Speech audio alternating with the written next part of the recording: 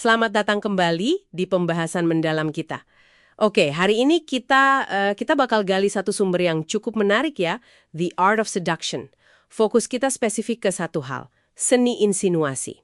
Sama pendekatan yang nggak langsung. Sumber ini bilang, ini kunci pengaruh yang kuat banget. Jadi, misi kita hari ini ya, kita bedah deh strateginya. Gimana caranya ide itu bisa ditanamkan, orang digerakkan, tapi mereka nggak merasa dipaksa gitu. Siap ya? Siap. Konsep dasarnya ini memang menarik sih. Pendekatan yang terlalu langsung, ya kan, itu seringnya malah bikin orang defensif, jadi waspada gitu. Nah, sumber ini bilang, pengaruh yang paling efektif itu justru yang mainnya halus, di bawah radar kesadaran. Insinuasi, kalau benar caranya, itu bisa nanam ide sampai si target merasa, oh ini ideku sendiri.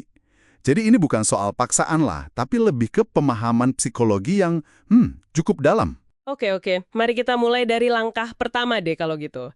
Sumber ini bilang dekati secara tidak langsung. Jangan blak-blakan di awal, katanya gitu. Itu bisa bikin orang bangun tembok ya, yang susah diruntuhin. Contohnya kan ada tuh Duke de Lauzon sama Grand Mademoiselle. Itu gimana persisnya dia? Nggak cuma temenan biasa aja kan? Iya, betul.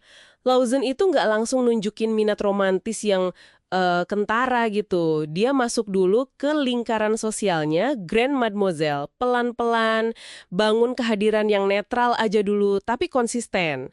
Nggak ngejar-ngejar, malah kadang kayak ya cuek gitu.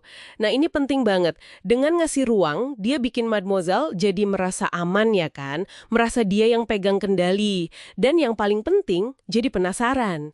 Justru karena nggak ada tekanan itu, targetnya yang jadi proaktif, pengen tahu atau mendekat. Jadi intinya tuh bikin target nyaman, merasa dia yang kontrol, padahal kita yang ngatur panggungnya gitu ya. Dan tadi ada nyinggung soal imajinasi juga. Iya, betul. Ngasih ruang itu fungsinya juga buat mancing imajinasi target.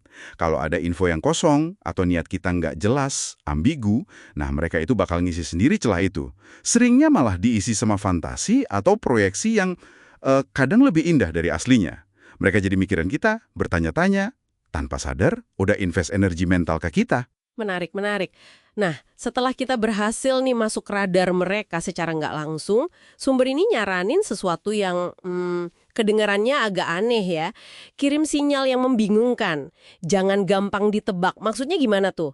Apa nggak malah bikin orang jadi, ini orang maunya apa sih? Terus menjauh. Justru itu seninya di situ. Rasa bosan itu musuh utama ketertarikan.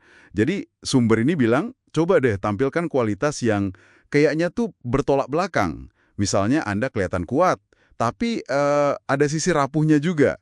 Atau kelihatan spiritual banget, tapi kok ya suka juga sama hal duniawi. Atau kelihatan polos, tapi ternyata cerdas. Ini tuh bikin aura misterius. Orang jadi nggak gampang ngasih label ke Anda. Dan itu, itu mancing rasa ingin tahu yang kuat banget. Mereka jadi pengen tahu, ini orang sebenarnya gimana sih? Oh, kayak para dandy itu ya, yang mainin citra maskulin sama feminin. Atau kayak bintang film yang glamor tapi rasanya jauh susah dipahami gitu. Itu jadi ada daya tariknya sendiri ya? Persis. Ambiguitas itu seolah-olah nunjukin kedalaman.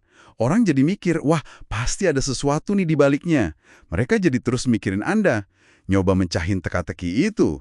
Nah, proses mikir ini yang justru memperdalam ketertarikan atau ya keterikatan mereka seringnya di level bawah sadar. Jadi bukannya menjauh, malah makin kepo, makin pengen ngurah misterinya. Oke, jadi kita udah bahas pendekatan gak langsung, terus bikin misteri. Nah sekarang kita masuk ke intinya nih, yang disebut sumber ini sebagai seni insinuasi. Wah ini kayaknya puncak permainannya ya. Gimana sih teknik ini kerjanya secara spesifik gitu? Nah ini bagian paling halusnya nih. Insinuasi itu soal menanamkan ide atau perasaan secara nggak langsung. Seringnya lewat komentar sambil lalu aja, atau cerita, atau bahkan ya tatapan mata gitu.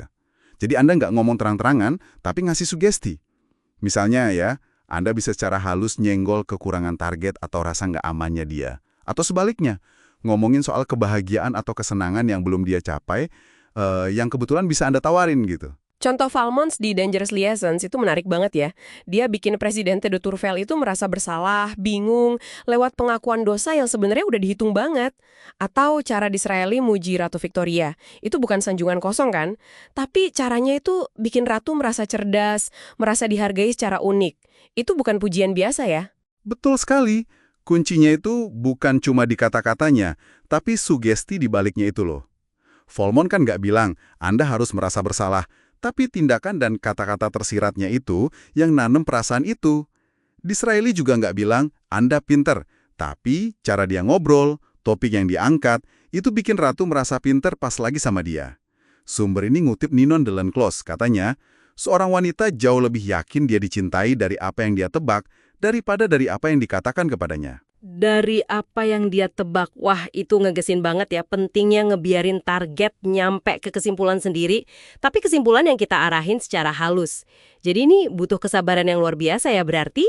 Paham banget sama targetnya siapa, dan ya itu tadi, sabar buat nanam benih idenya, terus dibiarin tumbuh pelan-pelan di pikiran mereka. Tapi, kata sumber ini sih, hasilnya itu bisa jauh lebih kuat, lebih awet gitu, dibanding pengaruh yang dipaksain atau terlalu jelas kelihatan. Jadi kalau kita coba rangkum nih ya, seni insinuasi sama pendekatan nggak langsung ini, menurut sumber kita, intinya adalah soal ngelola persepsi sama emosi orang lain.